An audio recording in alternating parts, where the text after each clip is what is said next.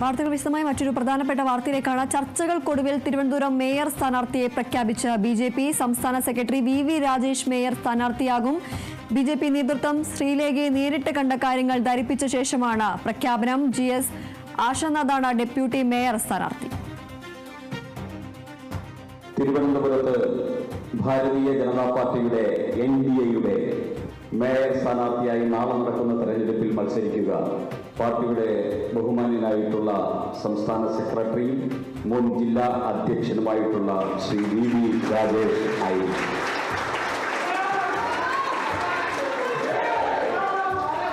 അതുപോലെ തന്നെ ഈ കോർപ്പറേഷനിൽ ഈ നഗരസഭയിൽ BJPയുടെ ഡെപ്യൂട്ടി മേയർ സ്ഥാനാർത്ഥിയായി മത്സരിക്കുന്നത് നമുക്കെല്ലാവർക്കും പ്രിയങ്കരിയായിട്ടുള്ള മൂന്നാമത്തെ പ്രാവശ്യവും കൗൺസിലറായിട്ട് ജയിച്ചു വന്ന പ്രിയപ്പെട്ട ആശാനാഥാണ് നമ്മുടെ ഡെപ്യൂട്ടി മേയർ സ്ഥാനാർത്ഥിയായിട്ട് മത്സരിക്കുന്നത്.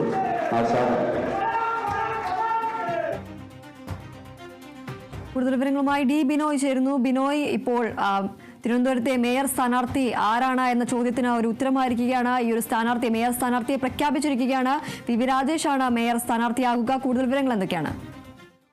ഏറെ നേരം നീണ്ടുനിന്ന ചർച്ചയ്ക്കൊടുവിലാണ് VV രാജേഷിനെ മേയർ സ്ഥാനാർത്ഥിയായി തീരുമാനിച്ചിരിക്കുന്നത്.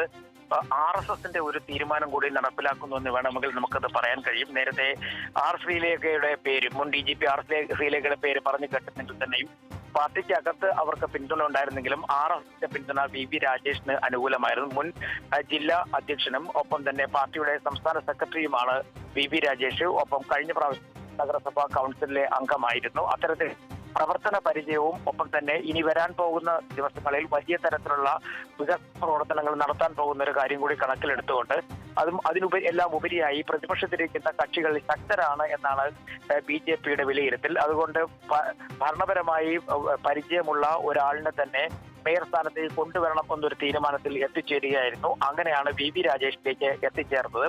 അതേസമയം ആശാനാഥിനെ സംബന്ധിച്ചിടത്തോളം അവരുടെ ആവശ്യമായി അവർ വിജയിച്ചു വരുന്ന കൗൺസിലറാണ്. മാത്രവുമല്ല വലിയ ഭൂരിപക്ഷം ഇപ്രാവശ്യം നേടാൻ കഴിഞ്ഞു.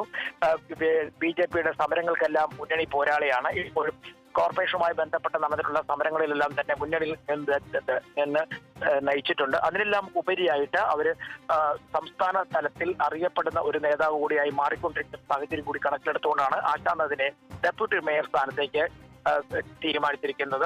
അതേസമയം ശ്രീലേഖ നേരത്തെ തന്നെ മേയർ ആകും എന്നൊക്കെ ചില ചർച്ചകൾ വന്നിരുന്നു. പ്രത്യേകിച്ചും BJPയുടെ പ്രവർത്തനങ്ങൾ തുടങ്ങിയ സമയത്ത്